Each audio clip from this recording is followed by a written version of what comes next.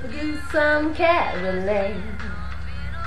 Okay, let me silence this in the background because it has been proven that if I leave that playing in the background, you won't hear me speaking. That means that I need to invest in some new electronics. Happy holidays. Let me start out by wishing you a very festive holiday season. From my home to yours, from my heart to yours, from one soul to another. I'm Sonya Ward, and it is really, really a good time of year for everybody. It should be. According to perception and perspective, it should be a good time of year, a time where you are reminded of what joy can bring, what it can do, what giving can bring, and what giving can do, and sacrifice and unity and love and family, all that good stuff. This time of year reminds us of how important life is, how precious life is, and how blessed we are that we were granted the grace and mercy that would carry us through life, because grace of the Lord is sufficient. I want to talk to you about change, and the way I'd like to begin is sharing a little story with you. This time last year and years before, I was one that would struggle with time, time management. I was always kind of running late and behind. And this time last year, I remember Thanksgiving, every single year for Thanksgiving, I would prepare my meal early Thanksgiving morning. I would get up 5 in the morning and I would cook until my ankles wanted to fall off and run away from home. Like, they would get so swollen and it'd be so full of pain that literally I just wanted to just take my ankles and throw them in the backyard. But it was all my fault because I allowed myself to get up at 5 o'clock in the morning and prepare 12 to 14 pies, do a turkey and all of the dressing and everything that goes along with a traditional Thanksgiving. I would do all of that cooking all by myself. Of course, I had my sous chef. My husband would always be chopping and preparing, and my daughters. But it truly was too much work on an individual to do in the course of a few hours. And so I've had friends tell me that, I start cooking 2 days before, and I go, oh, I like my stuff hot and piping and coming out of the oven. But this year, I decided not to take myself through that level of personal abuse. I abused myself by allowing myself to not be prepared and doing things last minute. It's just too much to do on one person at the last minute. So I cooked the day before Thanksgiving through the morning of Thanksgiving, and dinner was ready a lot earlier. I felt a lot better. I was able to be showered and prepared by the time company, family, friends, and colleagues showed up to spend that time together. Perfect. I learned a very valuable lesson, that I have been sabotaging my own self by doing things at the last minute. Being prepared. There's nothing better than being prepared. There's nothing sexier or sassier than being prepared. This time last year on Christmas, very, very close friends, like family, came to share that time. Fortunately, our kids grew up together and we know each other so well. It was cool, you know what I mean? But it really wasn't cool. It was like a mark of inconsideration that they arrived, and at that time I was just leaping into the shower with my hair halfway completed. Through cooking the meals, I kept having to stop, in between time for my daughter to do my hair, and she was doing this fabulous weave for me. So when I say half done, it is not funny to have like the crown of your head open because your hair is not completed. Okay, so 15 minutes in the shower, 5 minutes beating a face, and then 30 extra minutes to close up the top of my head so that I could come downstairs and enjoy everybody looking like something. But it was cool. We had so much fun. We played Django. We played Gestures. We played so many games together. It was just almost like, it didn't happen that I wasn't prepared. But because the food was good and you know, the just spending that time was such a happy occasion. No one made a big deal of it, but the truth is, I was not prepared. And so I said to myself, you know, I'm one that believes in self-realization and assessment and taking the initiative to improve yourself as you grow in life, you know. And so that is something that I really wanted to change, you know. So this year for Christmas, patting myself on the back, me and my husband, we made sure that we had everything in place on time, like 2 weeks ahead of time for Christmas, so that it wasn't the usual, let's go grab the tree 2 days before Christmas, let's decorate it on Christmas Eve, and let's hurry up and wrap these gifts until 4 o'clock in the morning when the kids are sleeping, and then when they wake us up in the morning, we're too tired to get up. I mean, eyes just wouldn't open because we're exhausted from all the last minute stuff. So everything was put together and presented on time, early enough so that we could all be relaxed around the whole process. And so, yeah, it makes a huge difference being prepared. Being prepared in your life, not just for dinner or for hosting or entertaining, not just for the holiday season, but in your life in general. Preparedness, there's nothing like it, you know. It's awesome to always know who you are and where you're going. It's awesome to always bring your A game. Bring your A game into a relationship. Bring it into the workplace. Bring it when you're socializing, because networking is the way of the day. And you just never know who you're going to meet and what opportunities will present themselves. And so it would be in your best interest to always dress the part and present the part. That means presenting yourself. Bring that laughter. Bring that smile. Bring that level of responsibility, bring that respect, so that when people think of you, they think of all of these wonderful things, and they can absolutely see you sitting in a seat of greatness and have no problem placing you there, because every time they encounter you, they encounter something that makes them want to come back for more. Okay? That's really important. Today, I want to talk to you about being prepared for change. Being prepared for change is going to come, because life is about change.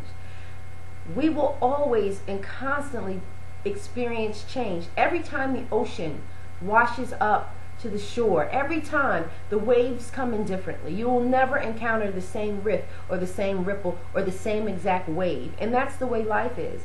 We have got to learn to ride the wave of change, or we will be swept under and away and washed away in the big waves. You know, so getting yourself prepared and being able to ride change are two key principles in life that you will want to walk with. Okay, I want to share something with you. 2 years ago, I was invited on a project that should have lasted 2 weeks. Okay, 2 weeks. But 2 years later, I was still sitting with that company in a different role. This project morphed into different opportunities, you know, that kept me there for 2 years. But then I got the announcement that that project would end on December 31st, which means I'm at a crossroads. And I have two options. I can either look at it in a positive light, or I can look at it in a negative light. And either which way I go, it would be human nature to do so. But one would help me and the other would hurt me.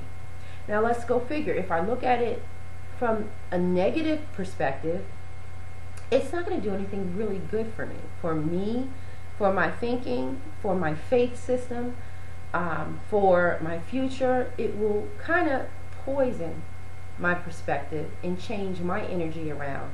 And that energy can be felt and seen and picked up on by others beyond your wildest imagination. Ironically, I got a phone call from a handful of friends, associates, and colleagues that are going through the exact same thing. 31st is the last day for them in the role that they had been walking in for the last year or so, or 2 years, or 5 years, or whatever it was. The first one came through a text message, and she said, you know, my position is ending. This is devastating. I'm just sitting here trying to figure out what next and how to process all of this. And my response is celebrate all of this. First of all, this person that texted me, let me just share some things about her without sharing her name. One of the most talented individuals I know. One of the smartest young ladies I know. One of the most sensitive creatures I know. Gifted. Gifted in many areas. Anything her hands touch becomes more beautiful. She creates, you know. And then her presentation. She's professional. She's well spoken, well presented, and she's beautiful on the eye. And I said to her, do you know who you are? Do you know how many things that God has placed inside of you? Do you know that the option is yours and that this is a good thing? You know, we sometimes get comfortable. And there's no promotion in the comfort zone. There's absolutely no promotion in the comfort zone, people. It's not there. Risk takers, the biggest promotion comes with the ones who are willing to take risks. And risk doesn't mean being irresponsible. I mean it in the light of walking in a faith system and a godly confidence and believe that you know that no matter what, it's written, and your perception and attitude will catapult you to where you need to be. We often think we're supposed to be in that comfort zone, but it's not true. Here's what happened in my comfort zone. 2 weeks morphed into 2 years. And those 2 years took me further and further and further away from who I truly am, where my passion resides, where my sassy and sexy sits. In other words, when I say sassy and sexy, what I'm absolutely good at, what I'm great at, what I was created to do, my destiny, was not sitting in that project that paid me. But do we live to just get paid? Do we live to just collect a check? Some people, for some, it's okay. Because some people are paycheck driven. Now, hands down, I can't front. Money works for me, you know? It's a motivational factor, that's real.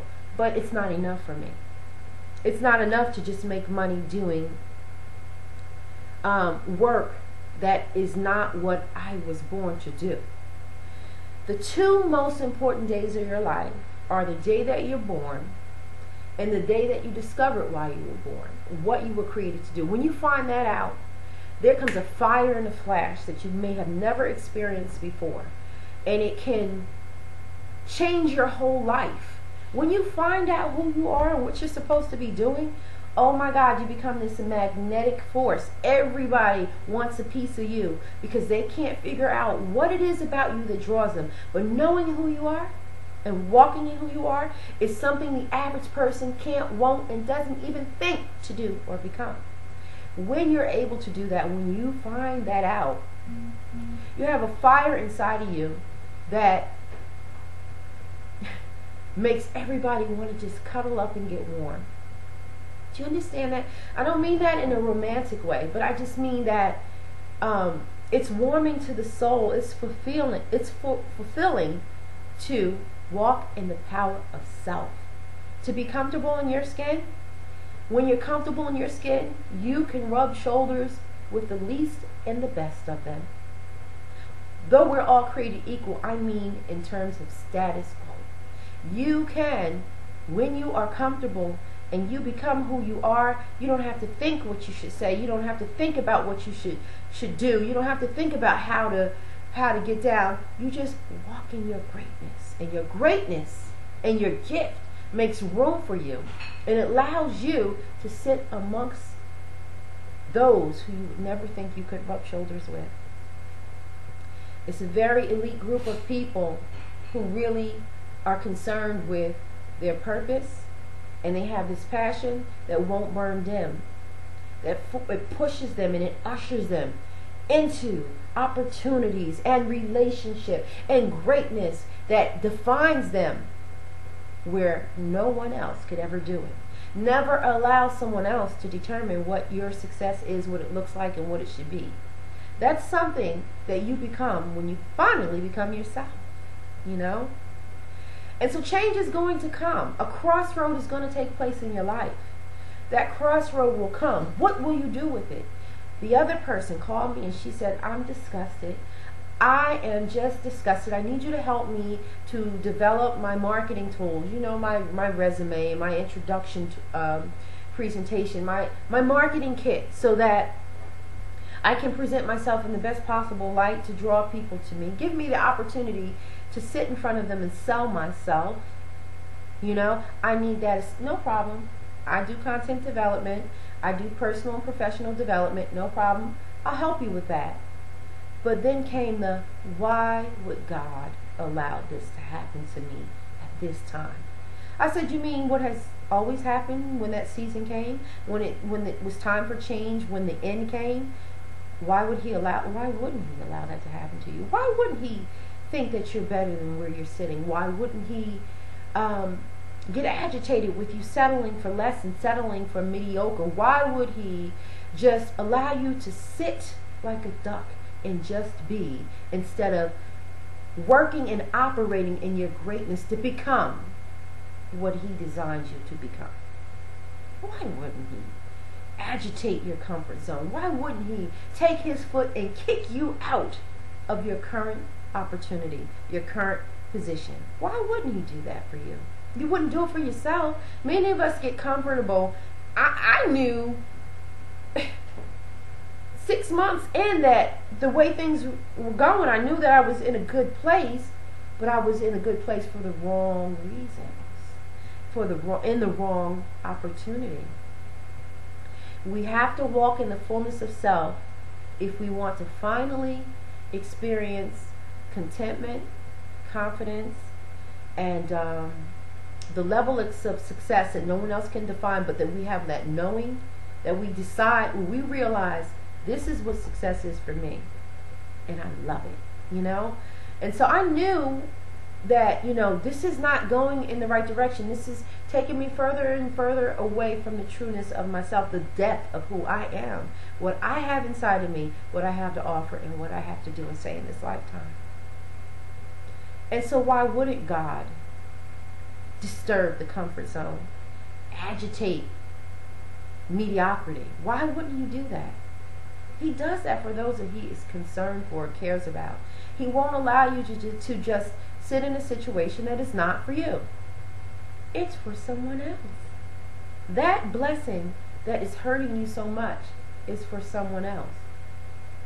It's like childbearing. You decide that I want to co-create and have a child. And then God blesses you so that you can conceive. And then you carry this baby. And listen, I did it 3 times over. I can't front. It's very difficult. You go through first trimester.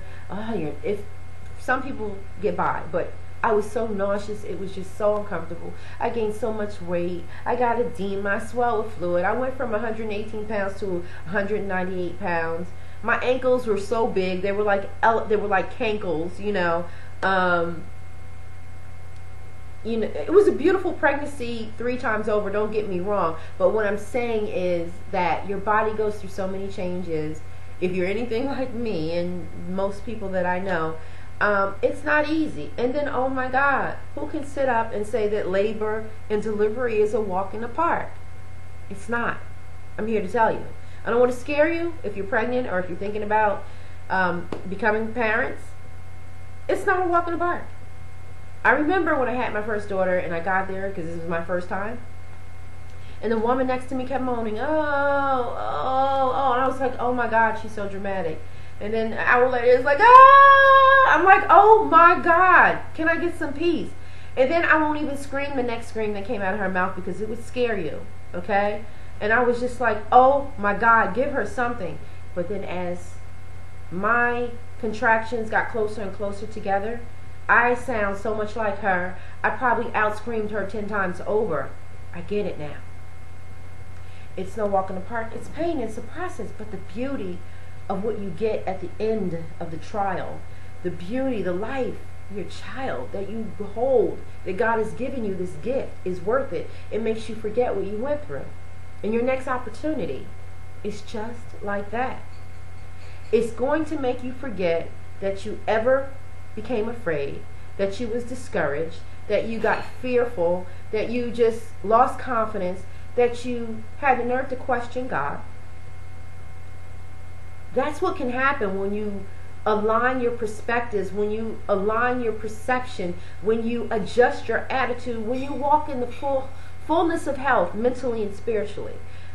When you allow God to do what He's doing for you and through you, and when you partner with Him and say, order my steps, renew my thinking, clean up my heart, help me out here, give me this teachable spirit so that I can learn, so that I can walk in the direction that you would have me to walk. Some of us don't know how to hear God.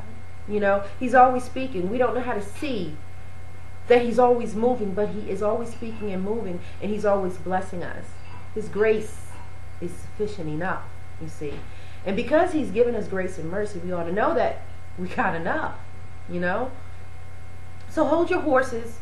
Don't be afraid, and don't feel picked on, and don't feel singled out, because no matter what man does to you, good, bad, or indifferent, it's already written. And if it comes to you, God already knows that it will not destroy you, that you can get through it, and that you will move to the next level.